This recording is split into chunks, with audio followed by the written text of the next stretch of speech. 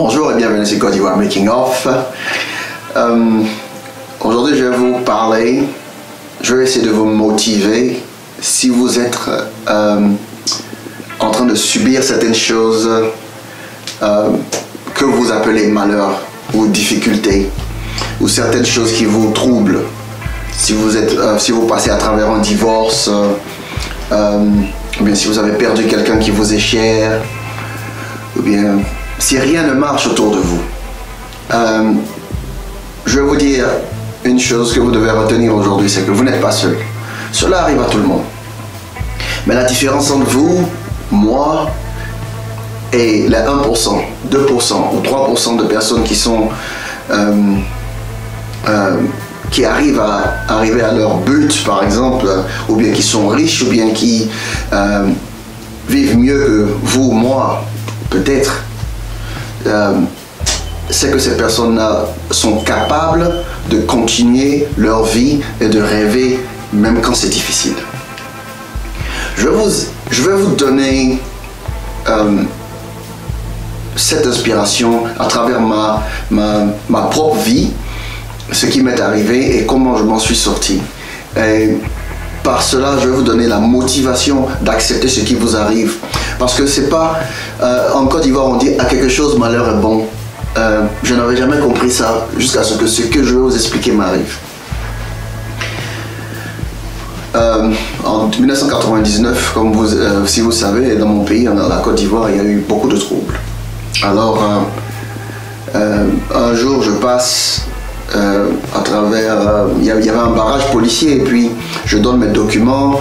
Mon nom vient, c'est du nord de la Côte d'Ivoire, Adama, et le gars me dit « toi t'es pas ivoirien », tout ça. Vous savez, il y avait beaucoup de problèmes. Alors cela m'a tellement touché parce que j'ai simplement grandi en Côte d'Ivoire, je connais personne. Je connais aucun autre pays. Je connais personne ailleurs si c'est pas la Côte d'Ivoire. Donc j'étais là, je décidais de quitter le pays qui m'est le plus cher au monde. Et je me disais, ouais, si dans mon propre pays, on me dit que je suis pas ivoirien, c'est le moment de partir. Parce que je sais que quelque chose va arriver ici. Alors je prends mes bagages, je vais chez mon père qui est en Guinée. Mon père est d'origine guinéenne, mais moi je suis né en Côte d'Ivoire. J'arrive en Guinée, c'était tout un changement. Mon père avait tout perdu, c'était difficile de m'adapter. J'avais aucun ami, j'avais laissé ma copine en Côte d'Ivoire et elle me manquait. Et tout était nouveau. Je suis arrivé dans un pays qui était totalement musulman et beaucoup plus fermé. Et je dormais dans une maison avec mon père là où quand il pleuvait dehors, il pleuvait dedans. C'est-à-dire que je pouvais voir même à travers les trous, je pouvais voir le ciel, tellement que c'était difficile. Et j'ai eu mon bac, je mangeais une seule fois par jour, mais j'avais cette force là de vouloir avancer. Et après avoir passé 6 ans avec mon père, on se disputait tout le temps. Alors j'ai décidé de quitter la maison, aller prendre ma propre maison, et puis je travaillais. Donc je me levais le matin. J'ai un ami qui s'appelait Djibril qui m'a trouvé un travail chez son père. Je me réveillais le matin, matin très tôt, je travaille. Et à partir de 15 h, je partais à l'université. Souvent, je partais à l'université le matin, puis je partais le soir pour travailler. Et un matin, on m'appelle et on me dit « ton père, il va pas bien, ton père, ça va pas chez lui. Est-ce que tu peux venir voir ?» J'arrive, mon père, il est assis sur son sofa là. Et je dis « mais papa, qu'est-ce qui va pas là? Lève-toi et puis on part. » Je regarde mon père et il n'arrive pas à bouger. Je dis « mais qu'est-ce qui ne va pas ?» Il dit « j'ai mal, j'ai très mal, j'arrive pas à marcher. » Alors je dis « ok, qu'est-ce qu'on va faire ?» Il dit « il faut que tu m'envoies à l'hôpital. » J'avais pas d'argent. Quand je payais mon loyer, et quand j'en donnais un peu d'argent à mon père, après, j'avais plus rien. Tu vois, et je partais à l'université, je pouvais pas faire assez d'argent, j'avais fait un petit business d'ordinateur que je fabriquais avec tous les pièces détachées que je trouvais un peu partout, et j'essayais de vendre, et quand je donnais à quelqu'un, il me payait par miettes, quand il pouvait. Il y en a qui me payaient même pas, et ils disparaissaient avec mes ordinateurs. Donc la vie était difficile. Et voir mon père là, Mon père, il a eu un arrêt cardiaque une fois et puis il est revenu, il a eu un stroke comme on dit en anglais. Il a été paralysé d'une partie pendant un moment et il a recommencé à marcher. Et 6 mois après, il avait les pieds enflés. Il avait un problème de cœur. Mais puisque le pays n'était pas assez développé, c'était difficile.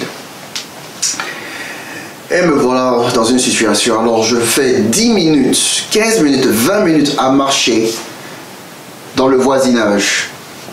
Je marche, je vais chez chacun de mes voisins, chacun de mes cousins, chacun de mes oncles. Leur dis, mon père est en train de mourir, j'ai besoin d'argent, prêtez-moi. Prêtez-moi de l'argent s'il vous plaît, je vous payerai à la fin du mois. Et je marche à travers, je me souviens tellement des gens, j'ai marché, j'ai appelé, j'ai téléphoné, j'ai tout fait. Mais c'était pas possible, personne ne m'a donné de l'argent. Alors, je reviens chez ma voisine, et je reviens à la maison, je vois mon père, il est en train de... comment on appelle ça, gasp, il avait du mal à respirer. Et je sentais qu'il y avait l'urgence, j'avais aucune voiture, j'avais pas d'argent. Et l'un de mes voisins qui travaillait dans le gouvernement venait juste d'arriver du boulot et il y a sa fille qui lui a dit, ah, le père d'Adama, il est très malade, Adama est venu ici, il avait des larmes aux yeux, il voulait que tu lui prêtes sa voiture, mais tu étais parti au travail. C'est pas un membre de ma famille. Et lui, il garde sa voiture là, juste devant ma porte, il dit, voilà ma voiture, prends ton père. Maintenant, il me reste à trouver de l'argent. Soudainement, ma voisine fait, ok, voilà, voici, je te donne 200 000 francs guinéens, et prends ça, va, ils vont t'aider, et puis quand tu as besoin de plus, je te donne. Elle aussi, elle avait le diabète, elle était malade. Elle savait de quoi. Je prends l'argent, j'ai la voiture, je rentre dans ma chambre, je m'habille, je retourne prendre mon père, il me dit non, mets mon boubou blanc. Mon père, il est musulman, mais il priait pas, hein. Il avait arrêté de prier depuis des années. Il me dit, mets mon boubou blanc. J'ai trouvé ça un peu bizarre. Pourquoi tu veux prendre le boubou? Viens, non, mets mon boubou blanc. Je dis, ok, il n'y a pas de problème, je te mets le boubou. Je prends mon père, je l'ai fait asseoir sur mes jambes, comme mon fils. Hein. Je l'ai mis sur comme ça. Il y avait mon ami Ousmane qui était là, et puis je dis, Ousmane, allez, je vais habiller mon père, ok? Il dit, ouais, on va habiller tonton. Je prends le boubou, je mets sur la tête à mon père, et je mets sa main gauche, et sa main gauche tombe. Je n'avais pas compris. Je mets sa main droite, et sa main droite tombe. Et je tourne, je regarde mon père, il prend son dernier soupir, il ferme ses yeux. Oh, ce jour-là, le monde s'est écroulé. Pour moi, j'avais pas vu mon père depuis que... Mon père m'avait quitté depuis que j'avais 3 ans. Et ça va pas marcher avec ma mère. Et je suis parti le retrouver quelques années après. Enfin, j'avais presque 23, 24 ans, aux environs de là. Et puis, et après 6 ans, il meurt. Et il meurt dans mes bras. Le choc était terrible. Là, j'ai crié, j'ai essayé de le soulever, de le mettre. Et les gens sont venus, on m'a mis dehors. Mais j'étais brisé, c'était tellement douloureux. On ne pouvait pas croire. Quand j'ai vu mon père comme ça, mort, là, juste comme ça, au moment où j'ai eu l'argent et j'ai eu la voiture. Ça m'a fait mal. Et j'ai décidé, là, en ce moment, je me suis dit, là, je ne veux jamais être pauvre encore. Je ne veux jamais manquer de rien. Il faut que je fasse quelque chose pour moi. Mais je vais vous dire encore, c'est pas fini. Toutes les personnes auxquelles j'ai demandé de l'argent, après se sont mises à cotiser pour payer, pour l'enterrement, pour le lavage, pour tout. Et pendant les 2 semaines, 3 semaines qui étaient là, les gens envoyaient à manger, de l'argent et tout ça. Et ils ont cotisé pour... Il y a eu une autre cotisation spéciale pour l'enterrement et tout ce qui doit être fait autour et tout ça. Celui qui a reçu l'argent, c'est un cousin. Et le jour où on devait utiliser l'argent, il avait pris pour boire, il avait fait la fête avec. Ça m'a même pas fait mal en ce moment parce que j'avais la tête ailleurs. Moi, tout était comme un film. Ce malheur pour moi était comme un film. Ça passait moi. Je ne mangeais même pas. C'était tellement bizarre. Vous voyez. Alors, puisque j'ai fait des années en Guinée, on m'a donné un passeport guinéen. Parce qu'en Côte d'Ivoire, on ne voulait pas me donner de papier. Donc, donner un passeport guinéen. Ce passeport me donnait la chance de partir en Russie, partir à Cuba ou d'aller en Asie, en Chine. Alors, je prends mon téléphone, j'appelle tous mes potes avec lesquels j'ai grandi. Un pote à moi, Jean-Luc Camin, qui m'a toujours aidé, qui est une excellente personne. Il faut toujours vous mettre à côté des gens qui sont bien. Parce que quand j'avais d'excellents amis, et ils m'ont aidé quand j'ai souffert, quand j'ai eu des problèmes. Ils me connaissaient quand j'étais pas pauvre, et ils me sont venus en aide quand j'avais plus rien. Quand mes parents avaient tout perdu. C'est pour ça qu'il faut avoir de bons amis. Et j'appelle mes potes et ils m'envoient de l'argent. Et je raconte mon histoire à quelqu'un sur internet que je connaissais pas. Sur Facebook, on s'est connus. Je lui parle, je lui dis tout ce qui m'arrive. Et la vie est bizarre. Hein? Et il me dit, je t'envoie 3000 $. Je dis quoi? Il dit, je t'envoie 3000 $ dans 2 semaines. Je dis, non, tu rigoles. Il dit, non, je t'envoie 3000 $ dans 2 semaines. Donc je me retrouve 3 semaines après avec 3000 $. C'est-à-dire que personne de ma famille ne m'a aidé. Hein. Je me retrouve avec 3000 $ d'une personne que je n'ai jamais connue de ma vie. Que jusqu'à présent, je ne l'ai jamais vue. On se parle sur Facebook jusqu'à présent. Je lui dis, je veux lui rembourser son argent. Il me dit, non, tu n'as pas besoin. Ça, c'est un. De deux, tous mes potes me viennent en aide. C'est pour ça qu'un malheur peut être... Quand vous regardez un malheur, vous arrivez juste là, vous allez vous dire, ah mais qu'est-ce que je vais faire? C'est douloureux. Mais il y a toujours, quand une porte se ferme, il y a des millions de portes qui s'ouvrent. Je me retrouve à peu près de 8 000, 10 000 $ en main. Tous mes potes venaient dormir chez moi, hein, c'était sous mon lit, ils ne savaient même pas. Tout mon argent était sous mon lit. Et je prends mon avion, le train, je vais en Côte d'Ivoire avec beaucoup d'argent dans mon sac. Je dis au revoir à ma mère. Je demande un peu d'argent à mon frère, il dit qu'il n'en a pas. Il en avait plein, man. Il faisait couper décalé avec. Et je décide de partir en Chine. J'avais de l'argent et quand je suis arrivé à l'aéroport, ma mère elle avait 2500 francs CFA en billets et puis 250 francs. Elle prend les 2500 et dit voilà, c'est tout ce que j'ai, je te donne, bonne chance. Et je vais me débrouiller pour mon taxi. Je dis non, j'ai pas besoin, il non, prends, c'est tout ce que je peux te donner. J'ai pas d'argent, c'est tout ce que je peux te donner. Je prends cet argent parce que c'est ma mère qui me donne, même si ça ne n'est rien. Je mets là, et pour moi c'est un symbole. Je mets ça dans mon truc et je pars. Arrivé en Chine 3 jours après, j'avais un voisin en Guinée qui était un pote à moi.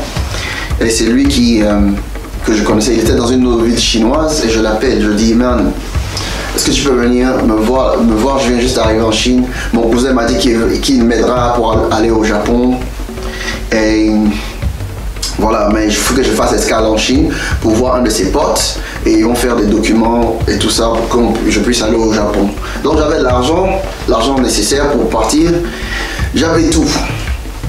Je n'étais pas venu en tant que réfugié ou bien me cacher et tout ça. Je partais au Japon pour moi, c'est mon rêve parce que moi j'aime la technologie.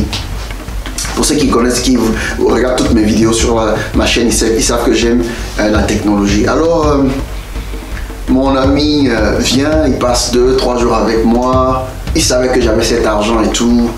Le jour où il devait partir, le lendemain, il devait partir le lendemain, tout mon argent a disparu.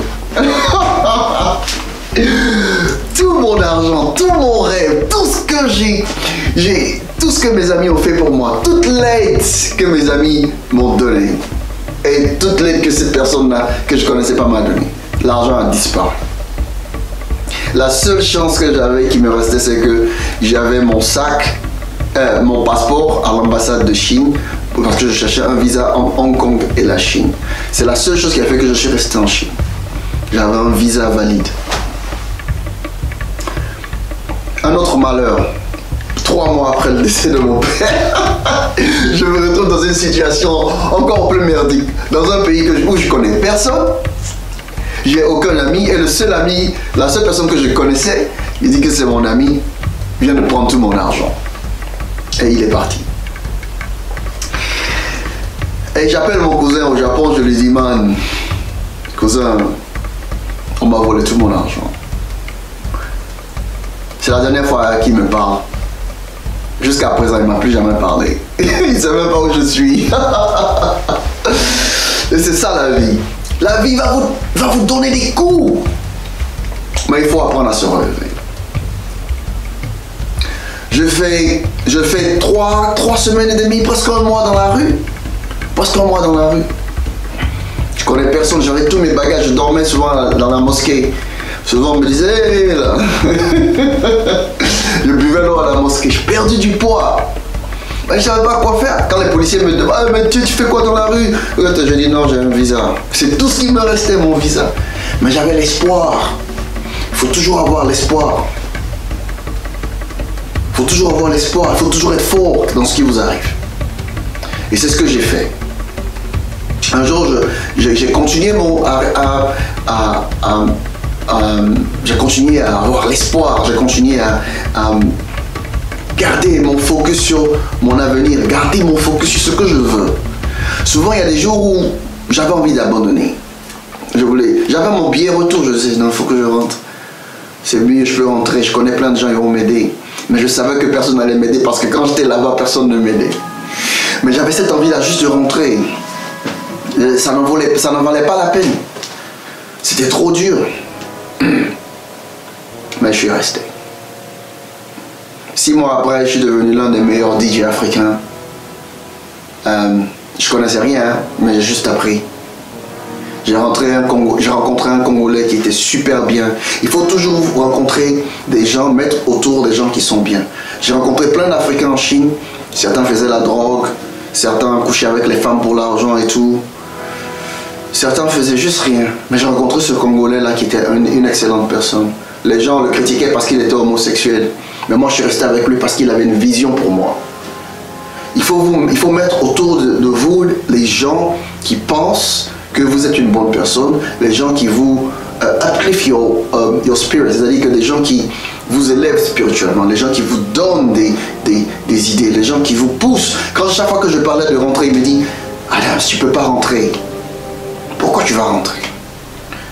Tu peux faire ce que tu peux faire mieux que ça. Tu es intelligent, tu es à l'école, tu as tout. Et les gens t'aiment ici. Il faut que tu restes. Et je suis resté. 3 ans après, je suis arrivé en Australie. Et tous les gens, beaucoup de gens que j'ai rencontrés en Chine qui ne faisaient rien, ils sont encore. Ça fait 10 ans que j'ai quitté. Et c'est comme ça. Parce que j'avais un rêve et j'ai suivi ce rêve-là. Je ne suis pas devenu milliardaire, je ne suis pas devenu millionnaire. Mais quand il pleut dehors aujourd'hui. Il ne pleut plus dedans. Maintenant, il y a une chose que je veux souligner ici. Quand mon ami m'a volé tout mon argent, je le détestais. Je l'ai détesté pendant un long moment. Mais aujourd'hui, je ne le déteste plus. Vous savez pourquoi? Pourquoi est-ce que je ne déteste pas ce gars? Je ne le déteste pas parce que il a fait ce que Dieu voulait qu'il fasse pour moi. Il a fait ce que la vie voulait qu'il fasse pour moi. Mais au moment où ça se passait, je n'ai pas réalisé. C'est pour ça que je vous dis que à quelque chose malheur répond. Le malheur est super bien souvent. Si mon père n'était pas décédé, je n'aurais pas eu l'envie de quitter. Je n'aurais pas eu l'envie de me battre. J'avais envie de me battre, mais je n'aurais pas. Mais au fait, je n'aurais pas eu envie de ne plus compter sur personne que sur moi-même. Et j'ai compté sur moi-même jusqu'à présent. Si mon ami ne m'avait pas volé cet argent, peut-être que je serais parti au Japon comme je voulais le faire. Mais je n'aurais pas fini en Australie, là où je travaille aujourd'hui, là où j'ai eu toutes ces formations techniques, là où j'ai appris à faire des vidéos, là où j'ai des diplômes d'électricien, j'ai des diplômes en technologie, enfin plein. Et j'ai continué mes études universitaires. Je n'aurais pas eu tous les bénéfices que j'ai aujourd'hui si mon ami ne m'avait pas volé cet argent. Est-ce que vous me comprenez? À quelque chose, le malheur est bon. C'est beaucoup d'argent. C'est beaucoup d'argent. Mais écoutez, j'ai beaucoup plus aujourd'hui que cet argent qu'il m'a pris. Parce que c'était ça mon destin. Parce que Dieu voulait que je réussisse. Et il savait que si j'étais parti au Japon, parce que si ce monsieur-là au Japon m'aimait vraiment, si ce monsieur-là au Japon voulait vraiment m'aider, mon cousin, quand j'ai perdu tout cet argent, il m'aurait aidé. Mais il m'a abandonné là et j'ai souffert. Mais je m'en suis sorti. Aujourd'hui, il ne me parle pas. Il n'a rien à me dire. Mais je ne le déteste pas non plus. Il a fait ce qu'il devait faire. À quelque chose, le malheur est bon. Au revoir. À la prochaine vidéo.